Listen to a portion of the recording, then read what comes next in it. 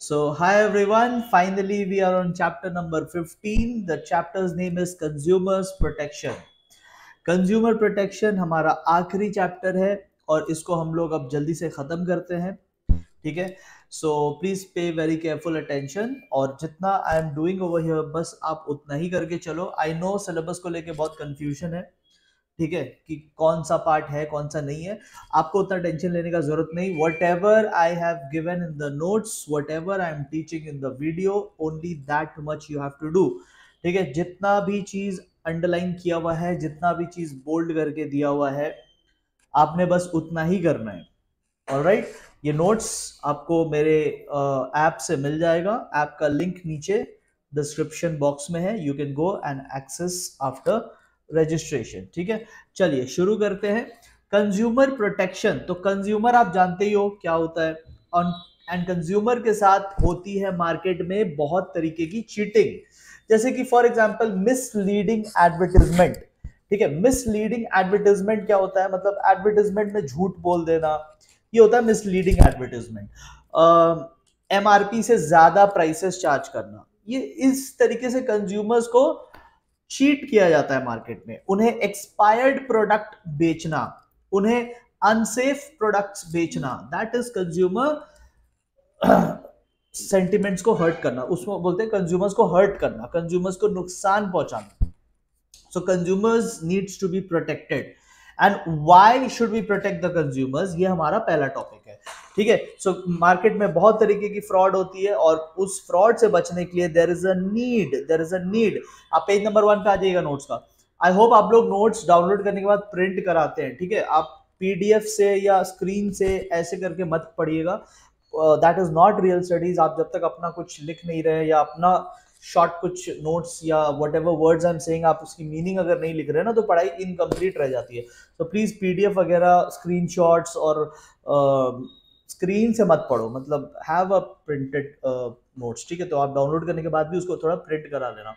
चलो, सबसे पहली बात, नीड अराइज होती है. नीड क्यों आती है कंज्यूमर प्रोटेक्शन का? सबसे पहली बात, consumer is the purpose of the business. लोग बिजनेस क्यों करते हैं? कस्टमर सेटिस्फैक्शन के लिए. और अगर उसी कस्टमर के साथ हम लोग फ्रॉड कर दें तो फिर बिजनेस कैसे चलेगा? अगर कस्टमर ही नहीं रहेगा तो बिजनेस क्या करोगे? That's why customers should be protected. Next, business is only a mean of human welfare. ठीक है. बिजनेस जो है वो लोगों के भलाई करने का एक जरिया है. इट इज अ मीन, मतलब एक जरिया है. किस चीज का? लोगों की भलाई करने का. बिजनेस के थ्रू हम अच्छे अच्छे प्रोडक्ट्स मार्केट में ला सकते हैं.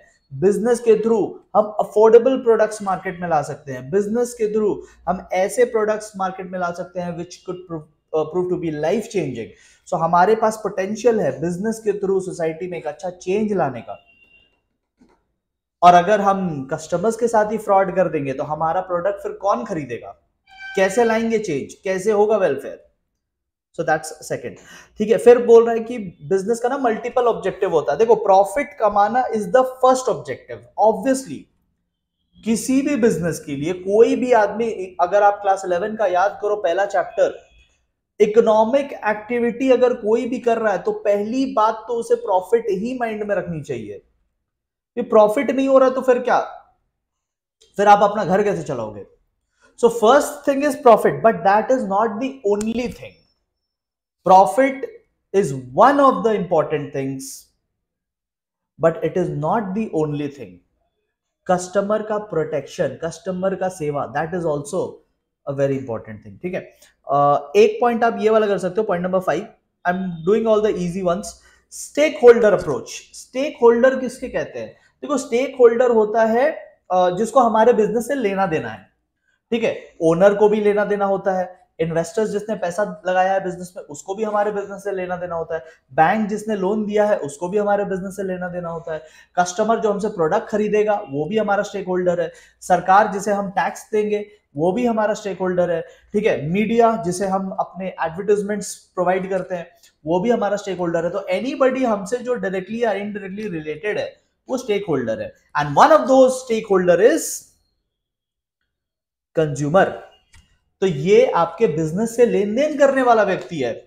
तो उसको हम बर्बाद तो नहीं करेंगे ना, बिकॉज फिर हमारे बिजनेस का एक पार्ट बर्बाद हो जाएगा, एंड वेरी इंपॉर्टेंट पार्ट, हमारा पूरा रेवेन्यू उस पर डिपेंडेंट है, राइट? ओके, एंड एक पॉइंट नंबर 7 आप कर सकते हो, थ्योरी ऑफ ट्रस्टीशिप। ये महात्मा गांधी का विचार था, ठीक है, महात्मा गांधी का ऐसा ओपिनियन था, एंड महात्मा गांधी ने कहा था कि जो सोसाइटी के रिसोर्सेज है, जो रिसोर्सेज है बेसिकली नेशन में, जो रिसोर्सेज है, जितने भी रिसोर्सेज है, जैसे जमीन के अंदर कोल है फॉर एग्जांपल, तो ये कोल किसको बिलोंग करता है? हम लोग बोलेंगे जो उस जमीन का मालिक है उसको बिलोंग करता है, नहीं, ऐसा नहीं है। महात्मा गांधी का कहना था कि जो रिसोर्सेज है ना वो सबको बिलोंग करता है, it belongs to me, it belongs to you, it belongs to every Indian. तो अगर कोई बिजनेस ये मेंटालिटी के साथ आगे बढ़ रहा है कि मैंने तो ये प्रॉपर्टी खरीद ली, मैंने तो ये कोल माइंस को खरीद लिया, अब तो ये मेरा हो गया, तो वो गलत सोच है। कोल माइंस अगर आपने करोड़ों रुपए देके भी खरीद लिया, still it is not yours, it is belonging to the whole country, it is belonging to the society, और आप सिर्फ उसके ट्रस्टी हो। ट्रस्टी मतलब आप सिर्फ देखभाल करने के लिए हो, ठीक है? मतलब वो प्रॉपर्टी बिलोंग करती है पूरे देश को, आपने उसका हक खरीदा है, आप सिर्फ देखभाल करने के लिए, you are going to use that resource, you are going to look after, देखभाल करना है आपको। मालिक मत समझ लेना अपने आप को, कुछ करोड़ रुपए देके अगर आपने जमीन खरीद ली है तो आप इस देश के मालिक नहीं हो जाते, वो मालिक तब भी पब्लिक ही रहती है, आप सिर्फ देखभाल करने का राइट्स खरीद रहे हैं। सो मालिक कौन हुआ? कस्टमर, और देखभाल करने कौन हुआ? बिजनेस। तो देखभाल करने वाला क्या मालिक से ज्यादा बड़ा हो जाएगा? नहीं, consumers are the king, according to Mahatma Gandhi, ठीक है? जो भी मैं बोल रहा हूं, this is not my opinion, this is Mahatma Gandhi opinion, ठीक है?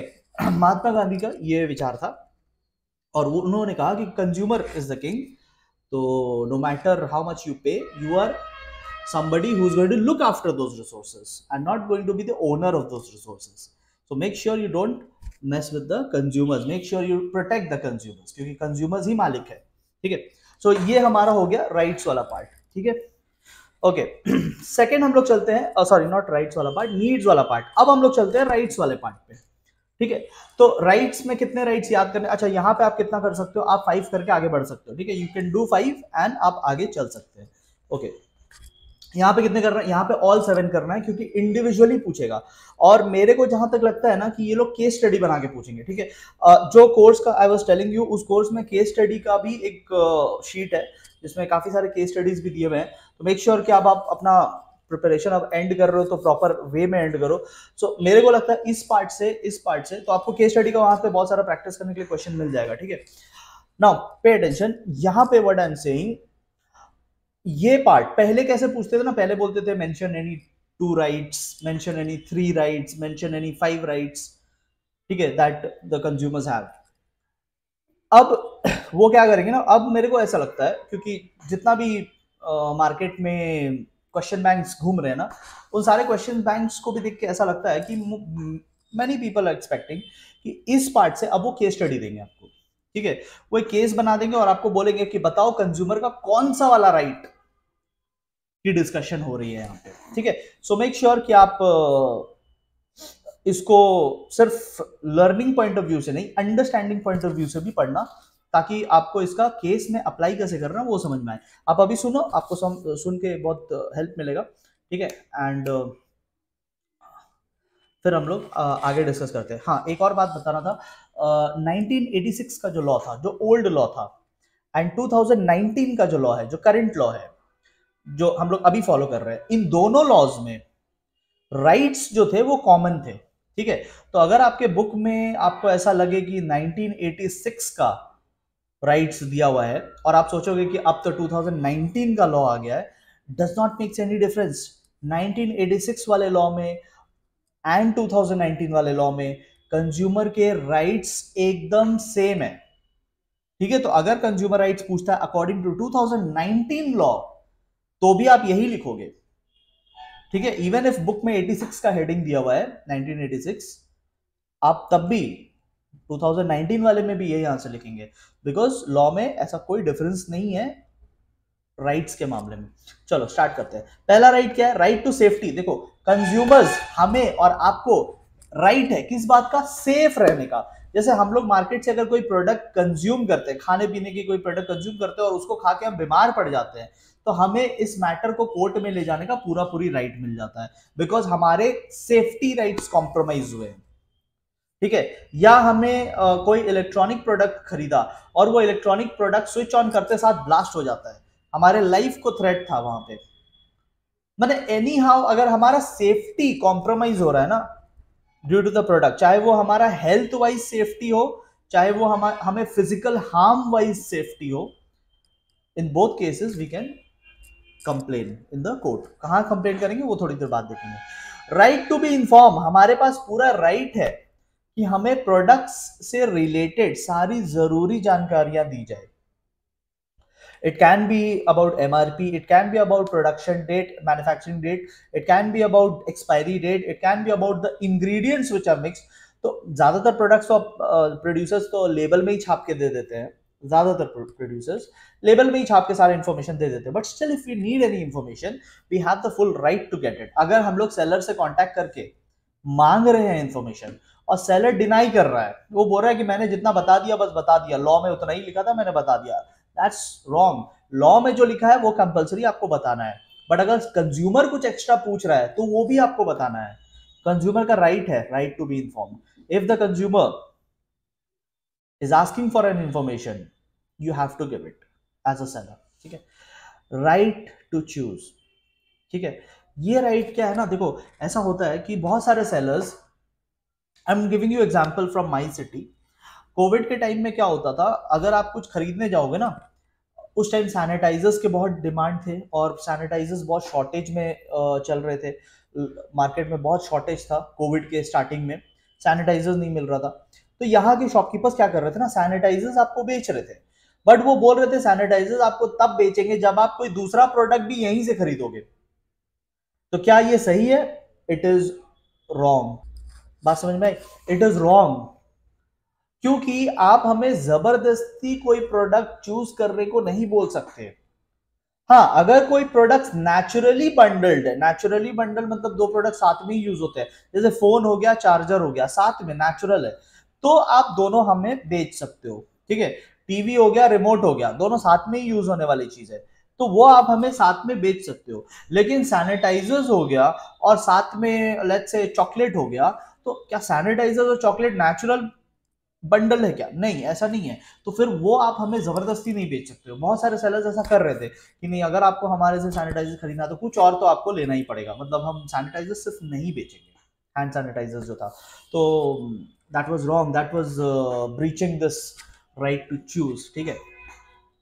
ओके, नेक्स्ट आता है राइट टू बी हर्ड। अब देखो ये वाला में ना थोड़ा केयरफुल रहना, आई एम टेलिंग यू, क्योंकि बहुत बच्चों का टेंडेंसी रहता है ना कि कहीं पे भी यही वाला, जैसे केस स्टडी में कुछ आ गया, केस आपको एक केस बनाकर दे दिया और आपको लिख रहा है कि consumer wants to go to the court, तो आप बताइए कि क्या कंज्यूमर कोर्ट जा सकता है? बच्चे लोग कहते हैं हाँ, consumer has the right to be heard. Right to be heard मतलब हमें अपने कंप्लेन सुनाने का, हमें अपने कंप्लेन्स रजिस्टर करने का, हमें अपना दुखड़ा रोने का पूरा अधिकार है, ये राइट है हमारा।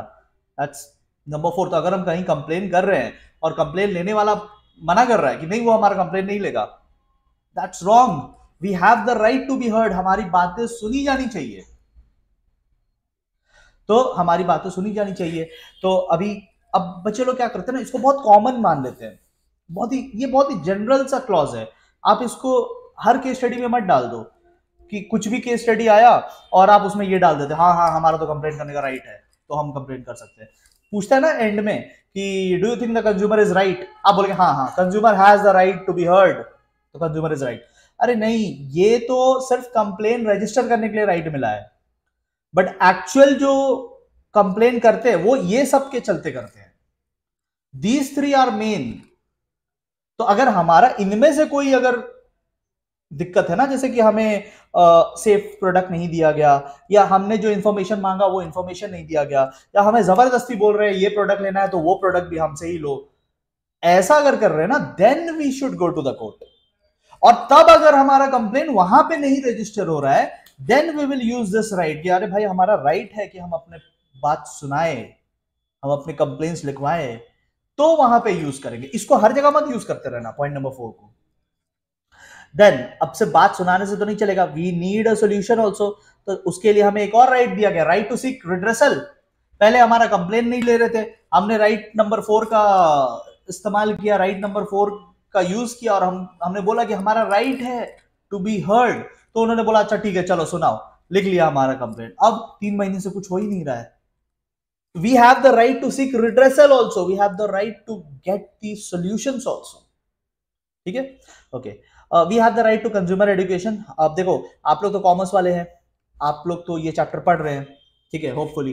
तो अगर आप ये चैप्टर पढ़ रहे हैं, आप तो कंज्यूमर राइट्स के बारे में जान जाएंगे। बट साइंस वालों का क्या, वो तो फिजिक्स केमिस्ट्री पढ़ते रह जाएंगे। आर्ट्स वालों का क्या, वो तो हिस्ट्री ज्योग्राफी पढ़ते रह जाएंगे। How will they come to know about this, ठीक है। तो इसीलिए कंज्यूमर्स तो सभी होते हैं, चाहे कॉमर्स बैकग्राउंड वाले हो, चाहे साइंस बैकग्राउंड वाले हो, चाहे आर्ट्स बैकग्राउंड वाले हो, कंज्यूमर्स तो सब होते हैं। तो ये एजुकेशन तो आपको मिल रहा है केवल कॉमर्स वालों को। What about science people, what about arts people, what about those जिन्होंने पढ़ाई छोड़ दी, उनका क्या? तो उनको सरकार एडुकेट करेगी, ये हमारा राइट है टू बी एडुकेटेड। अगर कंज्यूमर लॉज में कुछ भी चेंजेस आ रहे हैं तो government should educate us. Government कैसे एडुकेट करेगी? गवर्नमेंट एडुकेट करेगी टीवी पे एडवर्टाइजमेंट चला के, गवर्नमेंट एडुकेट करेगी बाहर पोस्टर्स लगवा के, गवर्नमेंट एडुकेट करेगी रेलवे स्टेशन के टेलीविजन पे ये सब चलवा के, मेट्रो स्टेशन के बोगीज पर ये सब बताकर। इस तरीके से गवर्नमेंट एडुकेट करेगी हमें, तरह तरह जगह जगह पे पोस्टर लगा के, बिल बोर्ड्स लगा के, न्यूज़पेपर्स के थ्रू, ठीक है, या एक्टर्स, फेमस एक्टर्स को पे करके उनके सोशल मीडिया के थ्रू हमें एडुकेट किया जाएगा। तो किसी भी तरीके से अगर हमें कंज्यूमर लॉज के बारे में एडुकेशन दिया जा रहा है, दैट्स आवर सिक्स्थ राइट, माने हक है हमारा। गवर्नमेंट अगर ऐसा नहीं कर रही है, हमें एडुकेट नहीं कर रही, हमें बताया नहीं जा रहा है ये सब, तो we can again go to the court. अब आप जाओगे कैसे जब आपको पता ही नहीं है? तो ठीक है। Next, right to healthy environment. देखो, प्रोडक्ट्स अच्छे होने चाहिए, बट उस प्रोडक्ट्स को पाने के लिए अगर हम लोग इन्वायरमेंट की बैंड बजा दे, अगर हम लोग इंडस्ट्रियलाइजेशन की लहर में फॉरेस्ट को पूरा क्लियर कर दे, तो that's again not a very cool idea. Again आप इसको लेकर कंप्लेन कर सकते हैं, ठीक है। मुंबई में कुछ टाइम पहले केस हुआ था जहां पे मेट्रो, हालांकि वो पॉलिटिकल भी था, but I am not getting into the politics of it, just आपको कॉमर्स रिलेटेड बात बता रहे कि मेट्रो लाइन वहां पे बनने वाला था। एरे फॉरेस्ट है, बॉलीवुड के काफी क्लोज। तो वहां पे एरे बोल के एक जगह है, आई डोंट थिंक फॉरेस्ट है, I think it's a place जहाँ पे बहुत ज्यादा पेड़ पौधे हैं, तो ऑक्सीजन का बहुत ज्यादा वहां पे मात्रा में ऑक्सीजन मिलती है। तो वहां पे कुछ पेड़ों को काटा जा रहा था बिकॉज वहां से मेट्रो का प्रोजेक्ट बनेगा। And then everyone started protesting. वहां पे बड़े बड़े बॉलीवुड के, बड़े बड़े तो नहीं कहूंगा, बट बॉलीवुड के लोग आए और उन्होंने प्रोटेस्ट किया। They went to the court और ये वाला राइट यूज किया गया था। दे सेड कि we have the right to healthy environment. तो किसी भी का मेट्रो बनता तो किसको मिलता? कंज्यूमर्स, मतलब मेट्रो के यूजर्स को, पैसेंजर्स को। लेकिन प्रोडक्ट के चलते इन्वायरमेंट को डैमेज कर देना is not a good idea. तो जब भी इन्वायरमेंट इज नॉट, या फिर ऐसे बोल सकते हैं, when the environment is being compromised, we can still go to the court and claim that it is our right. Clean, healthy environment is our right, ठीक है। अब हम लोग देखते हैं कि क्या हमें सिर्फ पावर दिया गया है, सिर्फ हमें राइट्स दिया गया, या हमारे कुछ रिस्पॉन्सिबिलिटीज भी है? Should we also be careful? तो देखते हैं। सबसे पहली बात, हमें क्या रिस्पॉन्सिबिलिटीज देखनी है, ठीक है। मतलब we can not always claim the victim card कि अरे हमारे साथ चीटिंग हो गया, हमारे साथ फ्रॉड हो गया। कुछ तो हमें भी अपने तरफ से स्टेप्स लेने चाहिए। क्या क्या steps? Number 1, exercise the rights. Exercise the rights. आपको 7 राइट्स बनाकर दिया है, 7 राइट्स, तो यूज करो ना। Every time we can not sit and cry कि अरे प्रोडक्ट में तो हमारे साथ चीटिंग हो गया। तो तुम्हारे को राइट दिया था ना, यूज करो। आस्क फॉर फुल इंफॉर्मेशन, ये तो आपका राइट भी है, राइट नंबर 2 था ना। We should ask for full information, product की सारी जानकारी, we are paying for it. So we should have the entire information. Quality conscious बनिए। आज के डेट में बहुत सारे ऐसे प्रोडक्ट्स हैं जिनके पैक में मार्क रहता है, लेबल रहता है, जहां से हम लोग जान सकते हैं कि ये प्रोडक्ट किस स्टैंडर्ड का है, वेज है या नॉन वेज है, ठीक है, स्टैंडर्ड प्रोडक्ट है या बिलो स्टैंडर्ड, वो सारी मार्किंग्स एंड एवरीथिंग रहती है। तो आप क्वालिटी के लिए उनको पढ़िए, आप खुद ही क्वालिटी समझ जाओगे, ठीक है। ओके, कैश मेमो के लिए इंसिस्ट कीजिए, मतलब बिल, बिल जो होता है, कोई भी प्रोडक्ट खरीदने पे एक रिसीट हमें दी जाती है, तो वो रिसीट लीजिए। रिसीट का मतलब ये नहीं कि कोई भी पेपर फाड़ा, उसमें प्रोडक्ट का नाम लिखा, बगल में अमाउंट लिखा और आपको पकड़ा दिया, दैट्स नॉट अ बिल। उसको लेकर आप प्रूफ नहीं कर पाओगे कि आपने वहीं से प्रोडक्ट खरीदा है। बिल एक प्रॉपर डॉक्यूमेंट होता है जिसमें प्रोड्यूसर सेलर का नाम होता है, उसकी रजिस्ट्रेशन नंबर होती है, उसकी जीएसटी नंबर होती है, उसमें स्टैंपिंग होता है, उसमें डेट लिखा होता है, उस बिल का एक नंबर होता है। फिर उसमें प्रोडक्ट आपने जो खरीदा उसकी डिटेल होती है, उसमें अमाउंट होता है, साइन होता है सेलर का। दैट्स अ प्रॉपर प्रूफ कि आपने वहीं से खरीदा है। कहीं से भी रैंडमली पेपर फाड़ के उसमें कुछ हिसाब किताब लिख के आपको पकड़ा दिया, वो बिल नहीं होता। आप कभी प्रूफ नहीं कर पाओगे कि आप वहां से खरीदे हो, ठीक है। एक चीज हमें भी ध्यान रखना है, we should not get carried away by advertisement. अगर आप सोचेंगे कि कोई मार्केट से हेल्थ ड्रिंक खरीद के पी ले और आपकी हाइट बढ़ जाएगी, ठीक है, या आप कोई वो कॉस्मेटिक्स खरीद के आप एकदम गोरे हो जाओगे, ठीक है, या 5 मिनट में 5 दिनों में आप कोई बेल्ट पहन के पतले हो जाओगे, ठीक है, ये सब बेकार की बातें हैं। अगर ये सब में आपकी पैसे बर्बाद होती है, हाइट बढ़ाने में, गोरे होने में, पतले होने में, ठीक है, बाल बढ़ाने में, ये सब में अगर आप पैसा वेस्ट करते हैं, आप फिर कंपनी को ब्लेम नहीं कर सकते, क्योंकि आपने बात ऐसी मान ली, ठीक है। जो हो उसको एक्सेप्ट करो। Next, file complaints. अगर आपको दिक्कत है तो आपके पास है राइट्स, उसमें से राइट नंबर 4 भी है, राइट टू बी हर्ड, तो जाइए और कंप्लेन कीजिए, ठीक है। अड़ोस पड़ोस में बोल के कोई फायदा नहीं है। You need to take legal actions and that's what a responsible consumer should do. अब हम लोग आते हैं और ये देखते हैं कि कंज्यूमर्स कितने तरीके से प्रोटेक्ट हो सकता है, what are the various methods of consumer protection. तो इसमें सबसे पहला आता है self regulation by the businesses. मतलब बिजनेस खुद की पॉलिसीज ऐसा बना ले कि कंज्यूमर्स प्रोटेक्टेड रहे, वो कभी चीटिंग ही ना करे, वो कभी फ्रॉड ही ना करे, वो कभी गलत काम करे ही ना, वो खुद को इतना अच्छा बना ले कि कंज्यूमर्स को प्रोटेक्शन मिल जाएगा। Second, consumer awareness. जो कंज्यूमर लॉ की रिलेटेड बातें हैं उसको फैलाइए। अभी आपको बहुत सारी बातें पता चली, आप अपने साइंस के फ्रेंड्स को बताइए कि जानते हो हमारे पास क्या क्या राइट्स है एंड क्या क्या रिस्पॉन्सिबिलिटी, आप उनको बताइए। अपने आर्ट्स वाले फ्रेंड्स को बताइए, अपने ऐसे फ्रेंड्स को बताइए जो अभी तक ये चैप्टर नहीं पढ़े हैं, अपने घर में और लोगों को बताओ, ठीक है। जितने लोगों को अवेयर करो, लोगों को अवेयर करो, तो ही तो फिर जागरूकता फैलेगी। कंज्यूमर एसोसिएशन, ये क्या होता है ना, देखो जैसे अकेला कंज्यूमर अगर लीगल केस लड़ने जाएगा तो बड़ी बड़ी कंपनीज आपको तो 2 मिनट में हरा देगी कोर्ट में। उनके पास बड़े बड़े लॉयर्स होंगे, हाईली पेड लॉयर होंगे, और आप क्या ही कर लोगे फिर उसके सामने, ठीक है। कहीं ना कहीं तो हार जाते हैं ना लोग, पैसों के सामने तो हार ही जाते हैं, तो आप तो फिर लड़ नहीं पाओगे। बट यहाँ पे हमने पढ़ा था responsible consumer should file complaints, point number 6।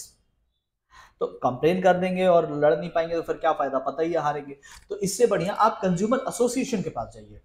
Consumer association क्या होता है ना, एक ग्रुप होता है जो कंज्यूमर्स, पिटे हुए कंज्यूमर्स, लुटे हुए कंज्यूमर्स, उनके हेल्प के लिए बनाया गया है। बेचारे कंज्यूमर्स के हेल्प के लिए बनाया गया है, जो अकेले नहीं लड़ सकते, जिनके पास उतना मनी पावर, उतना लीगल बैटल लड़ने की पावर नहीं है, उनको हेल्प करने के लिए बनाया गया है, ठीक है। वो आपकी वॉइस रेस करें, आपके बदले में वॉइस रेस करेंगे, आपके बदले में वो झंडा लेके आगे बढ़ेंगे, ठीक है। और एक और तरीका है कि गवर्नमेंट अपने तरफ से एक्शन लेके कंज्यूमर्स को प्रोटेक्ट करे। तो गवर्नमेंट भी अपनी एक्शन से, बुक में और भी है बट हम लोग 2 पॉइंट कर लेंगे, काफी है। गवर्नमेंट पब्लिसिटी कर सकता है, जैसे कंज्यूमर लॉ के बारे में प्रचार करें रेडियो के थ्रू, गवर्नमेंट का जो भी, गवर्नमेंट के जितने भी प्लेटफॉर्म्स है उनके थ्रू गवर्नमेंट कंज्यूमर लॉ के बारे में अवेयरनेस फैला सकता है, अवार्ड्स दे सकता है ऐसे लोगों को जो कस्टमर्स के लिए खड़े हो रहे हैं, जो कस्टमर्स राइट्स के लिए खड़े हो रहे हैं, जो फ्रॉड सेलर्स को एक्सपोज कर रहे हैं।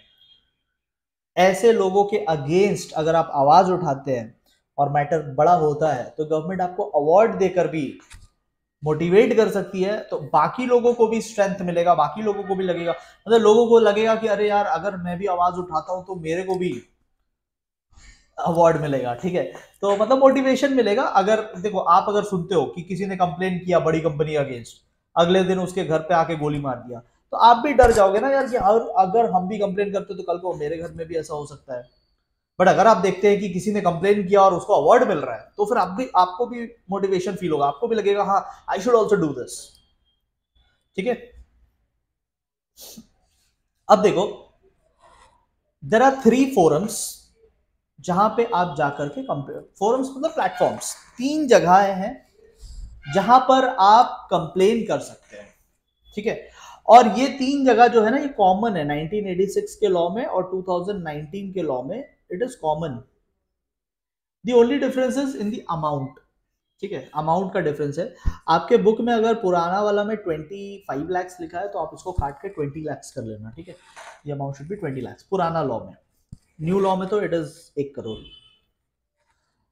तो देखो बात यह है कि अगर आप कोई प्रोडक्ट खरीदते हैं और प्रोडक्ट की वैल्यू अप टू ₹1 करोड़ है, प्रोडक्ट की वैल्यू अप टू ₹1 करोड़ है, तो फिर आप कहां जाएंगे कंप्लेन करने? आप जाओगे ये पहले वाले में डिस्ट्रिक्ट फोरम में, you will go to district forum. तो अगर छोटा प्रोडक्ट है 1 करोड़ से अंडर का प्रोडक्ट है, कार हो गया या कोई भी प्रोडक्ट, लैपटॉप हो, एनीथिंग जो कि 1 करोड़ से बिलो की प्राइसिंग है एंड आपको कुछ कंप्लेन्स है, तो कहां जाएंगे कंप्लेन करने? डिस्ट्रिक्ट फोरम में। ठीक है, अच्छा सेकंड, अगर 1 करोड़ से 10 करोड़ तक का प्रोडक्ट है, 1 करोड़ से 10, बहुत महंगी गाड़ी हो गई, बहुत महंगा फ्लैट हो गया, ठीक है, anything that is very very costly, तो वो अगर खरीदा गया है, प्रोडक्ट की वैल्यू 1 करोड़ से ज्यादा है बट 10 करोड़ से कम है, तो फिर आप स्टेट कमीशन में जाएंगे। ये किसी भी स्टेट के कैपिटल में होता है, जैसे बंगाल के लिए कोलकाता में होगा। अगर मैटर 10 करोड़ से भी बड़ा है तो फिर आप नेशनल कमीशन में जाएंगे जो कि न्यू दिल्ली में सिचुएटेड है। ठीक है, तो ये थी अमाउंट की बात।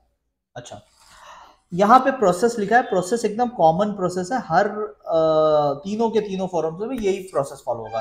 ध्यान से सुन लो प्रोसेस क्या है। सपोज कस्टमर ने जाके कंप्लेन किया, कस्टमर ने जाके कंप्लेन किया, तो जो कोर्ट है, मतलब ये तीनों के तीनों कोर्ट्स ही है, ये तीनों कोर्ट्स सबसे पहला काम क्या करेंगे? ये ऑपोजिट पार्टी को इन्फॉर्म करेंगे। मतलब आपने जाके कंप्लेन कर दिया तो ये ऑपोजिट पार्टी यानी सेलर को जाके बताएंगे कि सेलर भाई आपके नाम से कंप्लेन आया है, आपके प्रोडक्ट में डिफेक्ट है, ऐसा कंज्यूमर बोल रहा है, तो आपका इसमें क्या कहना है? मतलब आपको भी चांस दिया जाएगा, मतलब सेलर को भी चांस दिया जाएगा कि अपना बात रखो। मतलब ऐसा नहीं है कि आपको आपको बिना मौका दिए ही आप हम लोग जजमेंट सुना देंगे, आपको भी मौका मिलेगा, कंज्यूमर को भी मौका मिलेगा, वो तो कंप्लेन कर ही रहा है, कंज्यूमर को भी मौका मिलेगा एंड सेलर को भी मौका मिलेगा, सेलर को इन्फॉर्म करके मौका मिल जाएगा। अगर जरूरत पड़ा तो सेलर का कुछ प्रोडक्ट उठाकर ले आएंगे एज अ सैंपल और उसकी लैब टेस्टिंग भी कराएंगे। तो कंज्यूमर के कंप्लेन्स के बाद, सेलर के उसके अपने बातों के बाद और लैब में प्रोडक्ट की टेस्टिंग, सैंपल की टेस्टिंग के बाद, यहां पे ये तीनों कोर्ट्स जजमेंट सुनाएंगे। अगर जजमेंट आपके फेवर में है तो मुबारक हो, आप जीत गए। बट अगर जजमेंट आपके फेवर में नहीं है तो फिर आप नेक्स्ट लेवल में कंप्लेन कर सकते हैं। नेक्स्ट लेवल मतलब जैसे डिस्ट्रिक्ट फोरम में अगर आप हार गए तो 30 डेज के अंदर आप स्टेट कमीशन में कंप्लेन कर सकते हो, हायर लेवल पे जाके कंप्लेन कर सकते हो। अगर आप स्टेट कमीशन में हार गए तो 30 डेज के अंदर में आप नेशनल कमीशन में कंप्लेन कर सकते हो। अगर आप नेशनल कमीशन में हार गए तो 30 डेज के बाद आप जाके देश का सबसे highest judicial body supreme court में जाके कंप्लेन कर सकते हैं। ठीक है, और अगर आप वहां पे भी हार गए तो फिर आप और कोई उपाय नहीं बचेगा, you have to accept the judgment, ठीक है। ओके, रेमेडीज क्या क्या अवेलेबल है? रेमेडीज मतलब सोल्यूशन। कस्टमर ने कंप्लेन किया, अभी जजमेंट आ गया, जजमेंट में उसको क्या क्या सोल्यूशन मिलेगा, क्या क्या सोल्यूशन मिल सकता है? तो कोर्ट ऑर्डर कर सकता है रिमूवल ऑफ डिफेक्ट्स, गुड्स में जो भी डिफेक्ट है सेलर को बोला जाएगा कि भाई इसको देखो, हटाओ, ये क्या डिफेक्टिव गुड्स बेच रहे हो, ठीक है। रिप्लेसमेंट करने का भी ऑर्डर आ सकता है कि कंज्यूमर को चेंज करके दो, रिप्लेस द गुड्स, खराब वाला गुड्स वापस लो और नया वाला अच्छा वाला दो उसको वापस, ठीक है। अगर रिप्लेसमेंट नहीं कर सकते तो भाई रिफंड कर दो फिर, ठीक है, पैसे रिफंड कर दो उसका। अगर कोई लॉस हुआ है तो लॉस का कॉम्पेंसेशन दे दो। जैसे कंज्यूमर ने प्रोडक्ट खरीदा, कुछ खाने पीने का प्रोडक्ट था, कंज्यूमर ने खरीदा, खा के बेचारा कंज्यूमर का पेट खराब हो गया, पेट खराब हो गया तो वो इलाज कराया, इलाज में 5,000 रुपए चले गए, तो कंज्यूमर का लॉस हो गया। तो कंज्यूमर जाके कंप्लेन करेगा, बोलेगा भाई तुम्हारा मिठाई खा के मेरा मेरा ये हाल हुआ है, तो सेलर उसे कॉम्पेंसेशन देगा, ठीक है। तो these are some of the remedies. Remedies का मतलब होता है सोल्यूशन, ठीक है। ओके, अब हम लोग चैप्टर के लास्ट पार्ट पे आते हैं। कंज्यूमर प्रोटेक्शन एक्ट 2019 हमारा यही सिलेबस में है, तो इसमें कुछ न्यू एडिशंस हुए हैं, तो उसके इंपॉर्टेंट पॉइंट्स हम लोग देख रहे हैं। जितना I am showing over here बस उतना ही आपको करना है, नोट्स में जितना दिया है बस उतना ही आपको करना है, ठीक है। तो पे अटेंशन, ये आप याद कर लेना कि किस दिन आया था कंज्यूमर प्रोटेक्शन एक्ट 2019। एक्ट 2019 है बिकॉज 2019 में पार्लियामेंट में डिबेट एंड डिस्कशन हुआ था, बट एज यू नो कि एक साल लग जाता है डिस्कशन होते होते, लोकसभा, लोकसभा से राज्यसभा, राज्यसभा से प्रेसिडेंट, एंड कोविड का भी टाइम आ गया था तो थोड़ा टाइम लग गया, तो 2020 हो गया था इसको आते आते। अच्छा, इसमें मेनली हमें क्या देखना है? मेनली हमें ये देखना है कि इस कानून में सीसीपीए बनाया गया है, सीसीपीए, ठीक है, सेंट्रल कंज्यूमर प्रोटेक्शन अथॉरिटी, ठीक है, सीसीपीए बनाया गया है।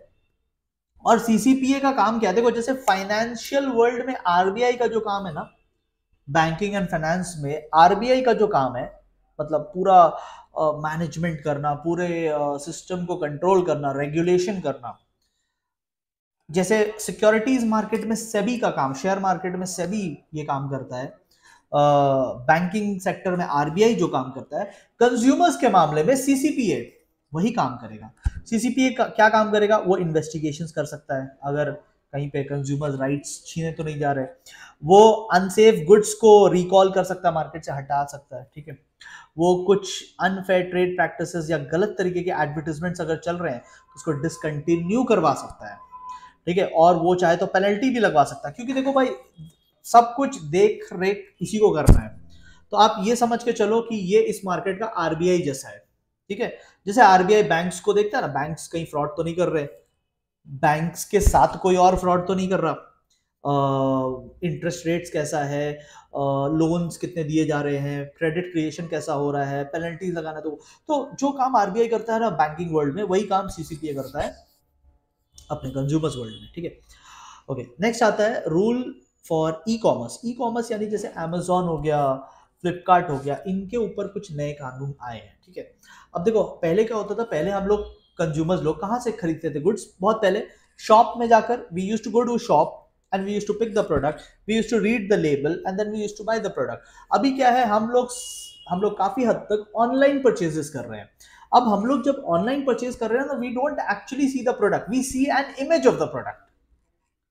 तो हमें इमेज से ना बहुत कुछ नहीं समझ में आता। जैसे अगर हम लोग लेट्स से मार्केट में जाके, किसी मॉल में जाके ब्रेड का पैकेट उठाते हैं, तो वो ब्रेड का पैकेट देख करके वो वी कैन फील कि वो फ्रेशनेस कितना है उसमें, ठीक है, देख के समझ में आ जाता है। बट जब आप यही चीज लोकल ग्रोसरी स्टोर के ई कॉमर्स वेबसाइट से जाके खरीद रहे हो, तो you are seeing a beautiful image, ना you don't know whether the product is actually beautiful और नॉट।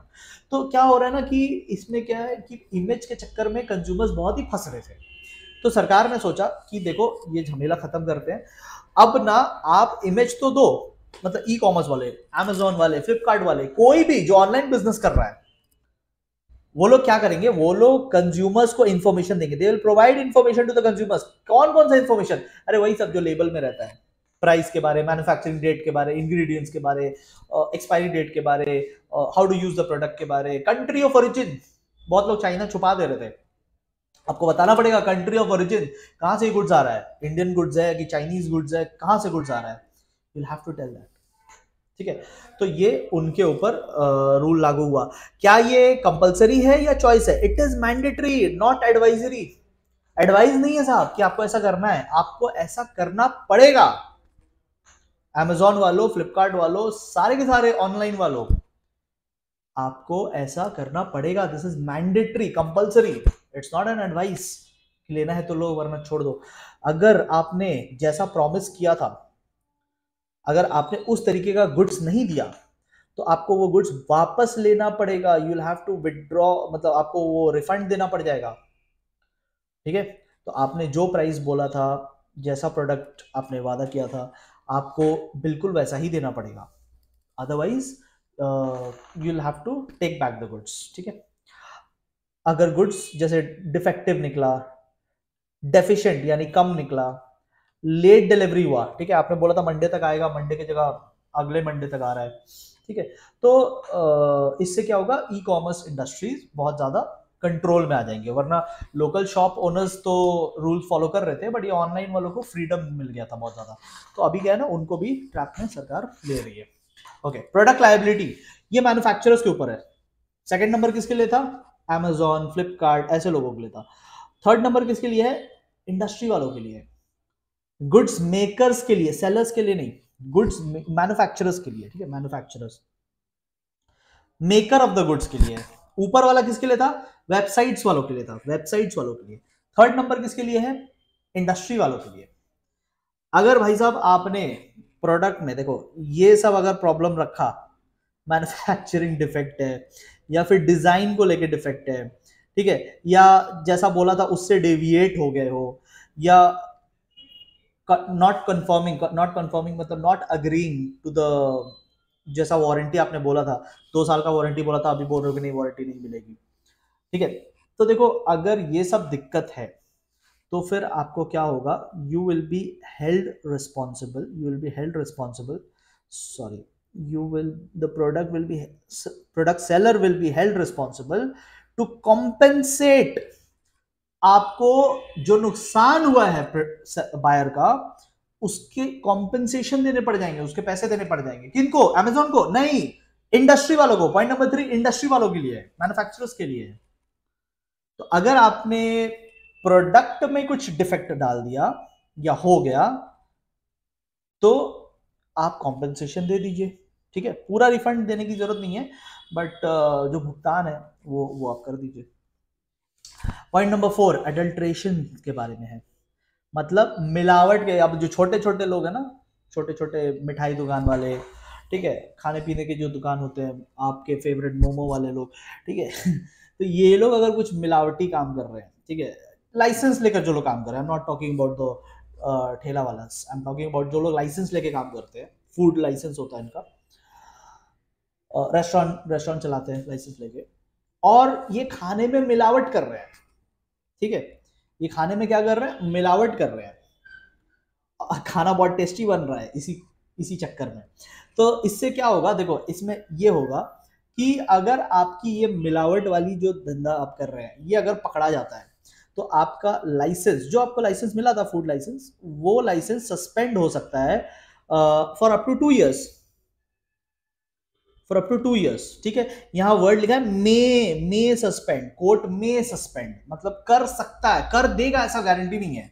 2 साल तक आपका लाइसेंस सस्पेंड हो सकता है अगर आपने खाना में मिलावटी काम किया ना, खाना में या किसी भी चीज में अगर आपने मिलावटी काम किया है, अगर आपने प्रोडक्ट में मिला जुला करके, अडल्ट्रेशन का मतलब होता है प्रोडक्ट में मिला देना कुछ, तो अगर आप खाने में या कोई भी आइटम में अगर कुछ मिलाकर बेच रहे हैं, ठीक है, तो आपकी जो लाइसेंस है वो 2 साल तक के लिए कैंसिल हो सकती है। देखो 2 साल तक बोला है, मतलब ये नहीं कि 2 साल का ही होगा, it can be 1 year, it can be 6 months, it can be 3 months also. यहाँ पे वर्ड लिखा है मे सस्पेंड, मतलब हो सकता है आपको छोड़ भी दे, अगर आप जेन्युइन कोई रीजन दिखा दो कि आपको पता नहीं था या कुछ भी, आप जेन्युइन रीजन दिखा दो तो आपको छोड़ा भी जा सकता है। मतलब ऐसा नहीं बोला कि it will be, your licence will be cancel, will be नहीं, may be cancel, suspended sorry. हाँ, लेकिन अगर आपकी चोरी फिर से पकड़ी गई, मतलब इतने बेशरम हो फिर से ऐसा काम कर रहे हो, सो सेकंड टाइम अगर होता है ना, सेकंड टाइम या सब्सिक्वेंट टाइम, तो फिर आपका लाइसेंस जो है ना वो permanently again may be cancel, may मतलब कर सकते हैं, ठीक है, तो कर सकते हैं। Okay, that's point number 4। तो पॉइंट नंबर 2 किसके लिए था? Amazon फ्लिपकार्ट वालों के लिए। पॉइंट नंबर 3 इंडस्ट्री वालों के लिए। पॉइंट नंबर 4 किसके लिए था? ये लाइसेंस लेके जो लोग काम करते हो, मिलावटी काम करते हैं, उनके लिए था। मिठाई दुकान वाले, ठीक है, रेस्टोरेंट वाले, 5 स्टार होटल वाले, ऐसे वाले लोग, ठीक है। अच्छा, ये पॉइंट नंबर 5 क्या है? पॉइंट नंबर 5 है, देखो, अगर आपको ज्यादा लड़ाई झगड़ा नहीं करना है, ठीक है, आपको लग रहा है कि यार मैटर ना बहुत दिन तक, आप समझ ही सकते हो, कोर्ट में जाओगे तो फिर पूरा जिंदगी आपको कोर्ट की लड़ाई लड़नी पड़ेगी। तो अगर आप इतना लंबा नहीं चाहते हैं कि आपका मैटर चले, तो आप बीच का रास्ता मीडिएशन कर सकते हैं। मीडिएशन, हमारे मराठी वाले लोग बोलते हैं ना, मांडवली करना, तो ये मांडवली वाला रास्ता आप चुन सकते हो। मराठी वाले लोग समझ रहे होंगे क्या बोल रहे हूँ, ठीक है। तो बीच का रास्ता आप ले सकते हो, मतलब कि आप सेटलमेंट कर लो ना यार, क्या कितना कितना लड़ोगे आप। डिस्ट्रिक्ट फोरम में गए, डिस्ट्रिक्ट फोरम में नहीं बात जमी तो आप स्टेट कमीशन में गए, स्टेट कमीशन में नहीं बात जमी तो आप नेशनल में जा रहे हो, ठीक है, और सब जगह आपका 3-4 साल 5 साल करके वेस्ट हो रहा है। So why not find a Midway. एक मीडिएशन सेल बना है। मीडिएशन सेल मतलब एक डिपार्टमेंट, जैसे पुलिस का सेल होता है ना, वैसे उसको डिपार्टमेंट भी बोलते हैं। एक डिपार्टमेंट है मीडिएशन डिपार्टमेंट, कि आओ भाई टेबल पे बैठो, सेलर भी बैठो, कंज्यूमर भी बैठो, दोनों बैठ के बीच का रास्ता निकालते हैं। क्या इतना दिन लड़ रहे हो फालतू का? तुम भी लॉयर को फीस दे रहे हो, तुम भी लॉयर को फीस दे रहे हो, इतने सालों से फीस दे रहे हो, और मैटर खत्म नहीं हो रहा है, तो why not take a midway? क्यों ना थोड़ा कॉम्प्रोमाइज कर लो। अगर दोनों राजी है, दोनों पार्टीज राजी है कि हाँ ठीक है चलो भाई बीच का रास्ता निकालते हैं, खत्म करते हैं इसको, तो एक मीडिएशन सेल बनाया गया, एक मीडिएशन डिपार्टमेंट बनाया गया, जो कि आपके मैटर को सॉर्ट आउट करके रफा दफा कर देगा, ठीक है। हाँ, एक बार वो हो गया, फिर आप कोई अपील नहीं करोगे, बाद में आप रोगे नहीं बच्चे जैसा कि नहीं नहीं नहीं मेरे को जजमेंट पसंद नहीं आया, आई वांट फुल जजमेंट। अब फुल जजमेंट नहीं, आपने पहले बोला था कि आप मीडिएशन करोगे, मीडिएशन हो गया, आपने साइन कर दिया, ठीक है, अब सेटलमेंट हो चुका है। Once the settlement is done, early settlement हो गया, बीच का रास्ता निकल गया, once the settlement is done by the mediation cell and you have agreed to it, you have signed it, later on आप पलट नहीं सकते, ठीक है। ओके, कुछ इंपॉर्टेंट पॉइंट्स यहाँ पे देख लो पॉइंट नंबर 6 में, जैसे कि पहले से प्रोसेस को कैसे सिंप्लीफाई किया गया है। पहले से प्रोसेस को ऐसा सिंप्लीफाई किया गया है कि जो स्टेट एंड डिस्ट्रिक्ट कमीशन थे ना, ये वाला, ये लोग स्टेट और डिस्ट्रिक्ट वाले, स्टेट और डिस्ट्रिक्ट वाले क्या करते थे ना, अपना जजमेंट दे देते थे, बट अपने जजमेंट को वापस से रिव्यू नहीं कर सकते थे। मतलब रिव्यू करने का मतलब है एक बार वापस से देख लो, कुछ चेंजेस कर रहे हैं तो। I am talking about state and district वाले। स्टेट एंड डिस्ट्रिक्ट वाले जो है, ये अपने जजमेंट्स को रिव्यू नहीं कर सकते थे। एक बार जो दे दिया तो दे दिया, बट अभी इनको परमिशन मिला है रिव्यू करने का भी, तो फिर से रिकंसिडरेशन, बहुत सारी चीजें कर सकते, इससे जजमेंट और स्ट्रांग होगा। मतलब बहुत चीजें होती है ना, बाद में जाके रियलाइज होता है अरे यार गलती कर दिया, तो अभी रिव्यू करने का पावर दे दिया इनको, ठीक है। कंज्यूमर जो है अब इलेक्ट्रॉनिकली अपने कंप्लेंट्स फाइल कर सकता है। आपको जरूरी नहीं है कि जैसे नेशनल कमीशन में दिल्ली जाके ही करना पड़ेगा, आप अपने घर बैठे बैठे लैपटॉप से, कंप्यूटर डेस्कटॉप से या फोन से कर सकते हो, ऑनलाइन कर सकते हो, ठीक है। हाँ, अभी वीडियो कॉन्फ्रेंसिंग भी कर दिया गया है, तो बार बार आपको रिजर्वेशंस कर करके जाना नहीं पड़ेगा, वहाँ होटल बुकिंग नहीं करना पड़ेगा, वहाँ केसेस सुन के फिर वापस नहीं आना पड़ेगा, फिर 3 महीने बाद नहीं जाना पड़ेगा, इतना आने जाने का झमेला खत्म। अब आप वीडियो कॉन्फ्रेंसिंग करो, ठीक है। और पहले लॉ था एडमिसिबिलिटी का। एडमिसिबिलिटी मतलब आपने कंप्लेन किया तो 21 डेज के अंदर आपका कंप्लेन यस या नो होगा, मतलब एक्सेप्ट होगा या रिजेक्ट होगा। एडमिशन मतलब एक्सेप्ट या फिर रिजेक्ट। अभी क्या किया ना, अभी डीम्ड एडमिसिबिलिटी कर दिया। डीम्ड एडमिसिबिलिटी का मतलब, पहले क्या होता था, पहले आई एम टॉकिंग अबाउट 2019 से पहले, 2019 से पहले आपने कंप्लेन किया, 21 डेज के अंदर अंदर, 21 डेज के अंदर अंदर वो यस या नो बोलेंगे, मतलब आपका कंप्लेन या तो एक्सेप्ट हुआ या तो रिजेक्ट हो गया। पहले होता था। अब क्या होता है, अब वो अगेन 21 डेज के अंदर अंदर यस या नो बोलेंगे, बट अगर उन्होंने कुछ नहीं बोला तो, कुछ नहीं बोला तो डीम्ड एक्सेप्टेड हो जाएगा, मान लिया जाएगा कि एक्सेप्टेड है, ठीक है। और ये एक लास्ट पॉइंट यहाँ पे कर लेना कि अगर 5 लाख से कम का अगर कोई केस है ना, तो उसके लिए कोई फीस नहीं लगेगी, कंप्लेन करने की फीस नहीं लगेगी। ठीक है, जैसे यहाँ पे तो 1 करोड़ का लिमिट है ना अभी। इफ यू सी 2019 में मिनिमम अमाउंट इज 1 करोड़, मतलब 1 करोड़ तक की बात यहाँ पे किया जा रहा है। बट अगर आप बहुत छोटे मतलब प्रोडक्ट के कंज्यूमर है, सपोज आपका बात जो है 5 लाख से नीचे का है, सपोज आपने लैपटॉप खरीदा 50,000 का लैपटॉप खरीदा, उसमें कुछ इशू आ रहा है, तो अगर छोटे छोटे मैटर्स के लिए आपको कंप्लेन करना ही है, मैटर छोटे बड़े ईगो बड़े, तो आप विदाउट एनी फीस कर सकते हो। ठीक है, 5 डिफरेंसेस ये आप अपने बुक से कर लेना, डिफरेंसेस वैसे भी मैं नहीं करा था। सो ये हमारा जर्नी का एक एंड हुआ कंज्यूमर प्रोटेक्शन लॉ के साथ। So we have completed the commerce syllabus and अभी ऐसा नहीं है कि I won't say journey has ended, अभी और भी चीज़ें आएंगी इसमें कॉमर्स में, चैप्टर्स खत्म हुए हैं। ठीक है, the good way of saying it कि चैप्टर खत्म हुए हैं, सिलेबस अभी भी बाकी है। ठीक है, thank you so much everyone.